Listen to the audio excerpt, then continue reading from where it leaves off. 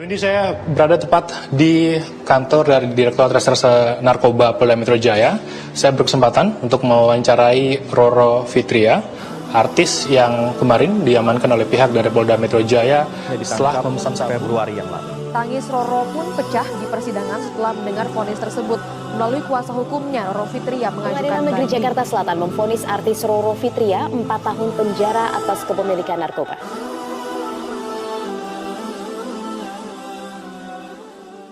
بسم الله الرحمن الرحيم وما خلقت الجن والإنس إلا ليعبدون.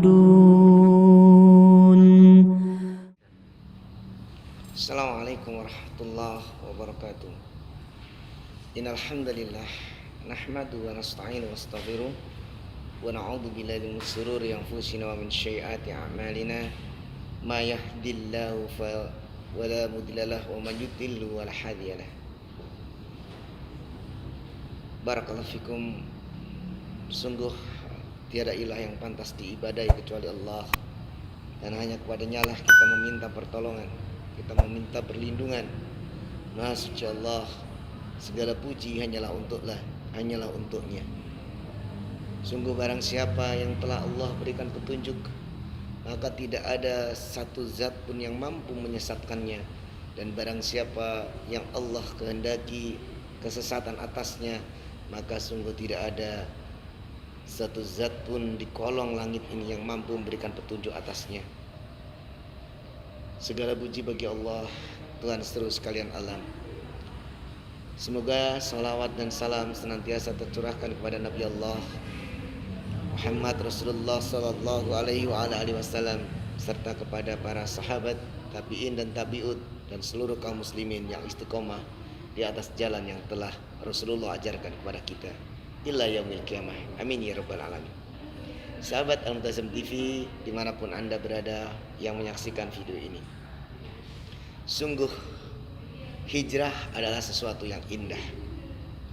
Hijrah ada sesuatu yang mudah diucapkan namun sulit untuk aplikasinya.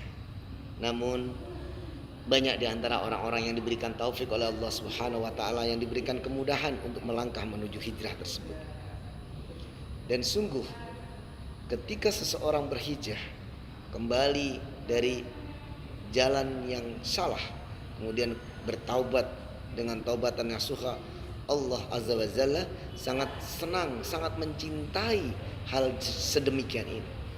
Bahkan digambarkan dalam sebuah riwayat bahwa rasa cinta Allah Subhanahu wa taala terhadap orang-orang yang bertaubat dengan taubatan nasuha itu melebihi seseorang yang kehilangan tunggangannya di tengah padang pasir. Masya Allah, barakallahu fikum. Sahabat semua, pada malam hari ini, pada kesempatan kali ini, kita kedatangan tamu yang tidak asing lagi bagi dunia entertain, ya. Masya Allah, mungkin teman-teman semua mengenal dia dulu dengan sosok yang wow. Alhamdulillah saya sendiri belum pernah mengenal beliau di masa lalu beliau. Cuman di saat ini alhamdulillah Allah memberikan kesempatan kita ketemu dalam langkah dan niat beliau untuk berhijrah. Ya, siapa lagi yang datang di tempat kita?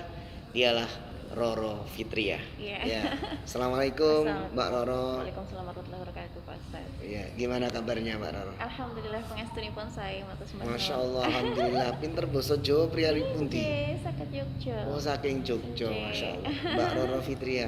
Iya. Alhamdulillah saya sebelumnya belum mengenal Mbak Roro dan dunia Mbak Roro seperti apa. Tetapi banyak ini teman-teman fans yang mengatakan ketika disebut nama Mbak Roro itu, oh dia itu pernah di penjara loh gitu ya. Terus kasus narkoba loh. Apa benar itu Mbak ya?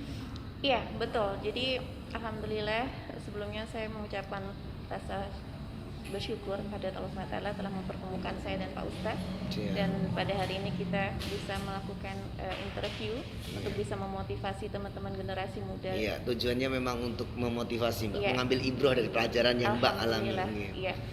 Jadi apa yang tadi Pak Ustadz sampaikan adalah benar. Jadi tempo hari, tepatnya di tanggal 14 Februari 2018, Allah membuka aib saya. Kemudian saya pada saat itu saya baru saya alhamdulillah juga. Jadi sejak saya hijrah, semua hal yang terjadi dalam kehidupan saya ambil hikmah dan saya bersyukur. Saya bersyukur karena saya masih di tahap mencoba-coba, Allah telah membukakan aib saya.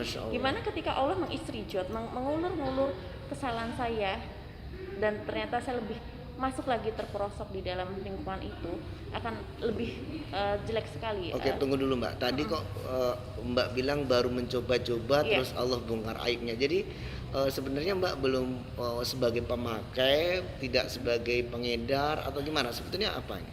Iya, jadi memang mencoba memakai baru mencoba memakai. Jadi kejadian yang tanggal 14 Februari 2018 itu sebetulnya baru memakai pertama kali atau sudah biasa memakai? Enggak, baru 2 kali. Oh, 2 kali ya, baru 2 kali. Dan itu baru pertama kali saya mencoba untuk memesan sendiri. Oh, jadi untuk sebelumnya dikasih teman gitu ya? Iya. Masya Allah. Terus Mbak malah bersyukur ya sekarang ini ketika ingat kejadian itu, bersyukur dihentikan oleh Allah. Iya. Karena mungkin di tempat lain atau orang lain diberikan kesempatan panjang dan istidrat. Tadi Mbak mengerti tentang istidrat. Istidrat itu sebetulnya Mbak memberikan kenikmatan, tetapi tujuan Allah bukan nikmat, melainkan itu bisa menjadi hukuman. Tapi Mbak bersyukur karena ketika baru mencoba sudah kena gitu ya. Masya Allah. Masya Allah. Oke Mbak. Terus kemudian sempat di penjara ya Mbak ya? Iya, saya menjalani 2 tahun 3 bulan. 2 tahun di penjara Mbak? Iya, 2 tahun 3 bulan. 2 tahun 3 bulan. Dipotong masa tahanan? Itu sudah dipotong masa tahanan. Oh, itu setelah dipotong remisi juga karena keputusan dari hakim adalah 4 tahun 3 bulan subsidiar dengan denda 1 miliar. Masya Allah. Seorang wanita yang tadinya hidup dalam dunia glamor, entertain, kemudian di penjara. Apakah penjaranya VIP kayak di film-film itu atau gimana Mbak? Enggak, jadi gini, saya bersyukur lagi. Jadi apapun yang Allah, ketetapan takdir yang Allah berikan kepada saya sangat bersyukur. Saya sangat bersyukur karena apa? Saya sama sekali tidak mendapatkan privilege, kelebihan-kelebihan, karena memang saya dimasukkan ke dalam blok narkoba. Blok narkoba di mana di dalam rutan Pondok Bambu itu udah over capacity. Jadi udah over capacity. Iya, udah over kapasitasnya.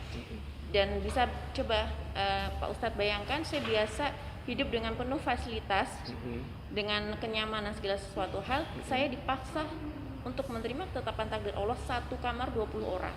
Tapi Mbak merasa terpaksa nggak saat itu? Awalnya iya. Ketika saya belum berhijrah, ketika saya belum melabur ilmu, saya berontak, saya depresi, saya down segala macam. Dan benar-benar psikologi saya hancur, mentally saya hancur, udah gitu juga segala dalam keterbatasan. Jadi ya awal-awal memang sakit, cuman lama-kelamaan ketika saya mendekatkan diri kepada Allah SWT, terlebih setelah mamah Bunda tercinta wafat, saya menjadi tahu apa yang harus saya lakukan di dunia ini. Oke, sebelum ke arah situ Mbak. Jadi Mbak menjalani selama 2 tahun 3 bulan di dalam, dan itu bersama blok perempuan yang dalam satu ruangan itu isi berapa orang Mbak? Saya pernah 1 kamar 20 orang. 20 orang 1 kamar. Dengan kapasitas 5 kali 5 meter. Masya Allah. Itu pun dikurangi public area seperti kamar mandi. Berarti sangat sempit ya Mbak ya? Sangat sempit. Terus ketika pertama kali Mbak kemudian masuk penjara, itu ada penyesalan nggak Mbak? Oh ya Allah, kok kayak gini ternyata gitu, atau gimana? Kok ternyata dari akibatku gimana? Manusiawi ya. Pasti saya ada rasa penyesalan, down, depresi. Tapi saya sebelum titik balik mamah wafat itu saya masih tenang, saya punya mama, tenang nanti. Artinya ada yang menenangkan bahwa ini ujian gitu ya. Terus Mbak sempat berontak melalui pengadilan, melawan hukum, artinya melawan, membela diri dalam proses hukum dengan pengacara-pengacara. Iya, sebagai tahanan kita diberikan kesempatan untuk pembelaan diri atau pledoi. Nah itu saya bersama tim lawyer saya, dan kebetulan saya udah sampai pergantian 4 kali tim lawyer gitu, karena satu dan lain hal itu kita melalui sidang itu udah hampir sampai 4 kali ganti tim lawyer. Iya. Artinya Mbak memang berjuang pengen melawan sesuai prosedur hukum. Mbak tidak terima, ingin menyatakan aku nggak begini dan lain sebagainya, mungkin gitu pembelakannya ya. Iya, dan memang kita kan mempunyai hak ya untuk membela diri, dan kita juga fokusnya adalah untuk rehabilitasi. Jadi walaupun akhirnya Mbak divonis hukum 4 tahun penjara. 4 tahun penjara. Oke. Pemirsa Al-Muntazam TV, Masya Allah, itu sedikit cerita tentang beliau. Dan selanjutnya kita akan dengarkan apa motivasi hijrah beliau. Tetapi next to be continue. Assalamualaikum warahmatullahi wabarakatuh. Apa sih sebetulnya motivasi Mbak untuk berhijrah ini? Apakah memang pelajaran cukup di dalam itu, atau kemudian ada pelajaran lain yang sehingga Mbak termotivasi untuk, oh ini adalah titik balik saya harus mulai berhijrah? Apa Mbak? Titik balik saya hijrah itu ada kurang lebih yang terbesar adalah 3 item.